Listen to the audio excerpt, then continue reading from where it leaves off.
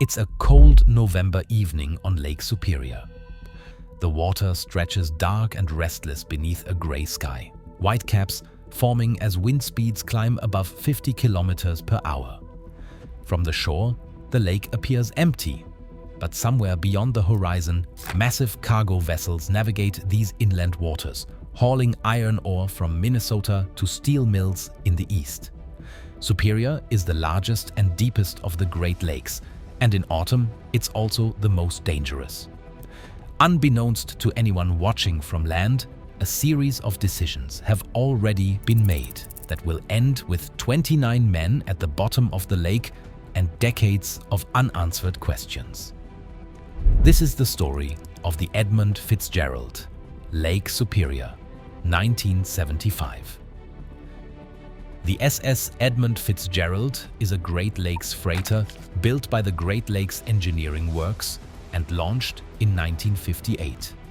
She measures 222 meters in length with a beam of 23 meters and can carry 26,000 tons of taconite iron or pellets. At the time of her construction, she was the largest ship on the Great Lakes, a title she held for over a decade. The vessel is owned by Northwestern Mutual Life Insurance Company and operated by Columbia Transportation Division. She was crewed by 29 men, most of them experienced Great Lakes sailors who have spent years navigating these waters. The captain was Ernest McSorley, a 63-year-old mariner with over 40 years of experience on the lakes. He had commanded the Fitzgerald since 1972 and knew her capabilities intimately. The ship was considered one of the most reliable vessels in the fleet, maintaining an excellent safety record throughout her 17 years of operation. She had completed thousands of trips without serious incident, earning the nickname Pride of the American Side among those who worked the Great Lakes shipping routes. On November 9, 1975, the Fitzgerald departs Superior, Wisconsin, fully loaded with 26,116 tons of taconite pellets bound for Detroit, Michigan. The cargo is loaded through 21 hatch covers that span the deck, each secured with heavy steel clamps. Weather forecasts indicate a storm system approaching from the west, but conditions are within operational parameters. The National Weather Service has issued gale warnings for Lake Superior, predicting winds up to 50 kilometers per hour with waves reaching 3 to 5 meters. Also departing that day is the SS Arthur M. Anderson, another ore carrier following a similar route. The Anderson's captain maintains radio contact with McSorley throughout the journey, as is common practice when ships travel the same course. The two vessels proceed east along the southern shore of Lake Superior, maintaining visual contact for portions of the transit. By the evening of November 9th, both ships are well into their journey with forecasts continuing to worsen. Overnight, the storm intensifies beyond initial predictions. By the morning of November 10th, wind speeds across Lake Superior reach 80 kilometers per hour, with gusts exceeding 95 kilometers per hour. Wave heights climb to 5 meters and continue building as the day progresses. The National Weather Service upgrades its warnings to storm warnings and later to gale force warnings. Both the Fitzgerald and the Anderson alter their routes, moving north toward the Canadian shore to seek shelter from the worst of the storm. At approximately 1 in the afternoon on November 10th, McSorley radios the Anderson to report that the Fitzgerald has sustained damage. He indicates the ship has a fence rail down, 2 vents lost or damaged, and has developed a list. Most concerning, he reports that his vessel is taking on water and that both ballast pumps are running. Despite these issues, McSorley maintains course, stating he will continue to Whitefish Bay where he can seek shelter. The Anderson's captain acknowledges, and both vessels press on through deteriorating conditions. By 3:30 p.m., the situation worsens. Wind speeds now exceed 100 kilometers per hour, with waves reaching 7 meters. The Fitzgerald's radar fails, forcing McSorley to rely on the Anderson for navigational assistance. The Anderson's captain provides course guidance, helping the Fitzgerald navigate around Caribou Island and toward the relative safety of Whitefish Bay. Radio communications between the two ships continue, with McSorley's tone remaining calm and professional, despite the challenging conditions. At approximately 7 p.m., the Anderson's first mate contacts the Fitzgerald for a routine position check. McSorley responds, confirming his position and reporting that his ship was holding her own. These are the last words anyone will hear from the Edmund Fitzgerald. Minutes later, the Anderson's crew notices the Fitzgerald has disappeared from their radar screen.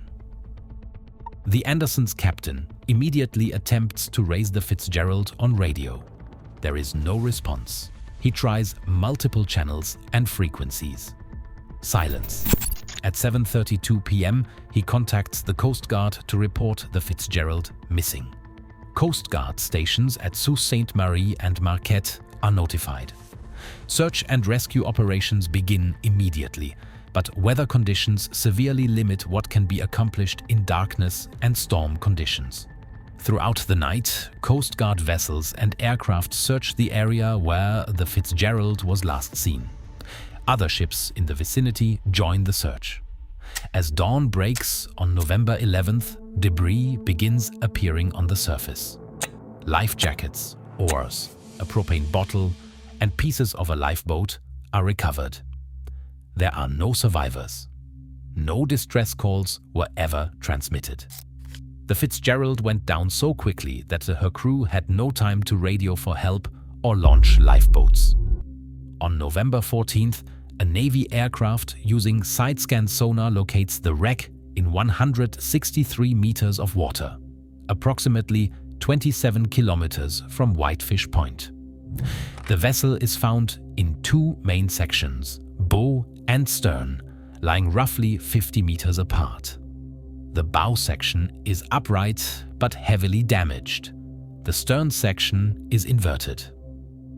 Both pieces show signs of violent structural failure. All 29 crew members remain with the ship. The Coast Guard convenes a Marine Board of Investigation in January 1976. Over 4 months, the board hears testimony from shipping company officials, weather experts, naval architects, and survivors from other vessels that encountered the storm.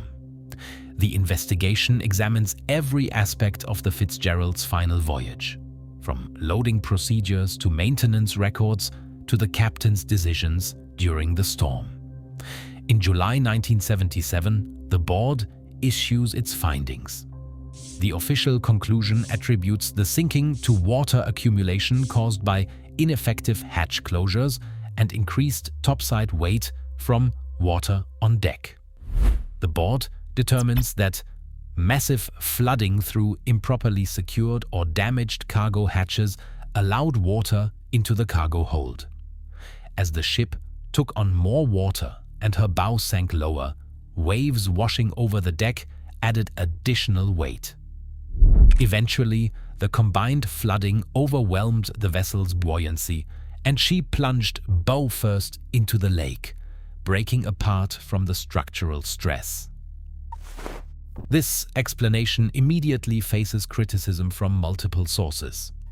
The Lake Carriers Association disputes the hatch cover theory, arguing inspection records show the Fitzgerald's hatches were properly maintained. Naval architects question whether hatch flooding alone could sink a vessel so quickly.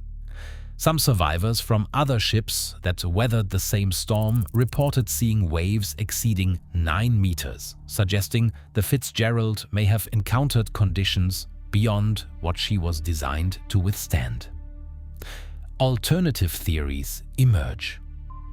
Some marine engineers propose the ship struck bottom while passing over Caribou Shoal, a shallow area with 6-fathom shoal rising to just 11 meters below the surface. The theory suggests the Fitzgerald, riding low with her heavy cargo and taking on water, may have scraped her hull on the shoal, causing catastrophic damage that led to rapid flooding. Evidence for this includes McSorley's report of listing and water intake shortly after passing the area.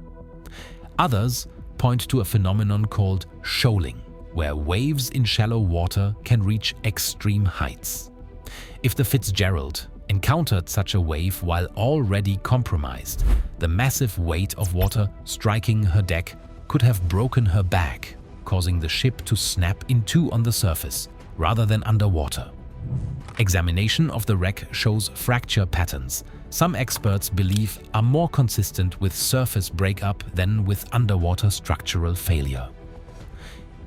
In 1989, the wreck was revisited by a submersible expedition. New photographs revealed additional details about the damage. The bow section shows the pilot house completely torn away. The stern section displays massive tearing and fracturing. Some experts reviewing this evidence suggest the damage pattern indicates the ship may have broken apart on the surface, contradicting the official conclusion that she sank intact and broke up from striking the bottom. The National Transportation Safety Board conducted its own review in 1990, prompted by family members of the crew seeking answers.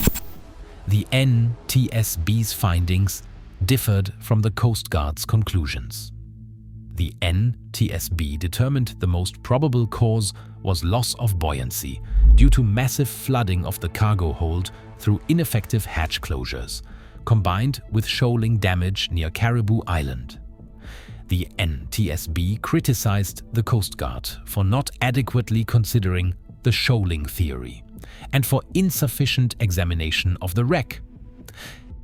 Despite these findings, no definitive explanation is ever established.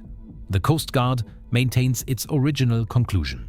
The NTSB stands by its alternative assessment. Naval architects remain divided.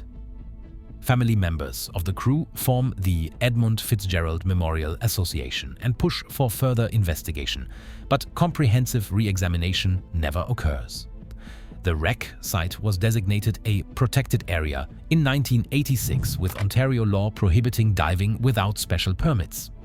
This restriction is intended to preserve the site as a grave, but it also limits opportunities for independent examination. Questions persist about what evidence may exist in Coast Guard files.